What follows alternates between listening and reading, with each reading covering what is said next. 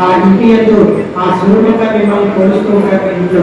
కాబట్టి అటువంటి ఆ ధన సంపత్తులన్నీ కూడా మీకు కలగాలని, అలాగే ఇంతటి యొక్క మహత్ కార్యక్రమంలో నేను పాల్గొన్నందుకు మీ అందరికీ ఎప్పుడూ నేను రుణపడి ఉంటాను.